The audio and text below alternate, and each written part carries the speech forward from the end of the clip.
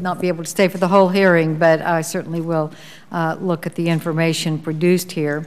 And Senator Lautenberg, you have been an ongoing and committed champion of our surface transportation, rail, and certainly that includes security. So I think this is a timely hearing. It has been 8.5 years since 9/11, and since that time there have been over 700 attacks on rail and bus systems around the world, killing more than 2,500 and injuring 10,000. Fortunately, there have not been any successful attacks in America, but as the chairman mentioned, there was a plot that was overturned that would have done terrible damage to the New York subway system.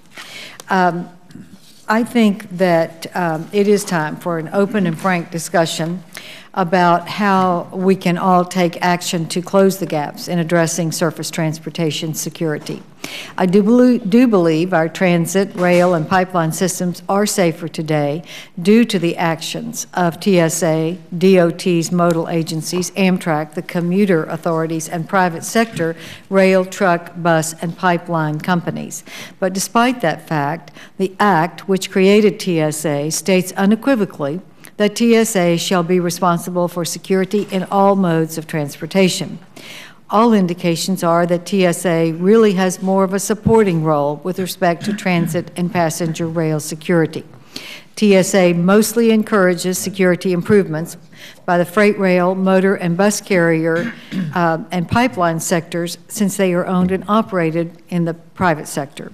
Recent reports by the GAO are cause for concern. GAO has concluded that TSA has still not completed an overall risk assessment of mass transit, the passenger rail system, or the commercial vehicle sector.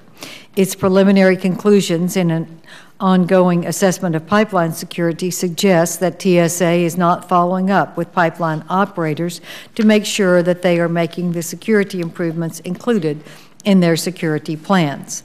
I'm especially troubled that TSA has so strongly resisted the recommendation of DHS-IG to have TSA inspectors focused on surface transportation security report to an official with surface responsibilities rather than to supervisors in the aviation arena. I'm concerned that over 2/3 of the recently hired surface transportation inspectors had no surface transportation experience.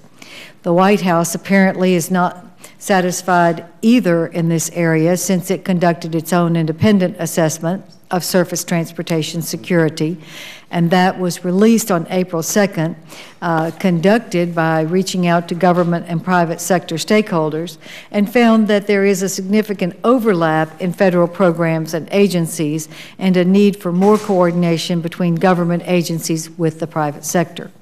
It is critical that TSA, the expert agency on security, step up to the plate and exercise more leadership while continuing to operate in a collaborative way with surface transportation interests. The first step is the appointment of a TSA administrator, a position that has been vacant for more than a year. I hope the administration will be sending up a nominee soon who can be confirmed. The committee intends to mark up legislation to reauthorize TSA later this year, and we need TSA's recommendations. We want to make informed decisions about transportation security with input from all the stakeholders. Now, we know this is a huge area, and we know that there are budget constraints on something that is so vast, but we've got to use our resources wisely, and I think there is evidence that we are not doing as well as we could, even with the resources that we have. So, Mr. Chairman, thank you for having this hearing, and I will stay as long as I can, and then I know Senator Thune is on his way. Thank you for being with us, Senator Hutchison. Everybody's got lots of things to do, but you show your respect for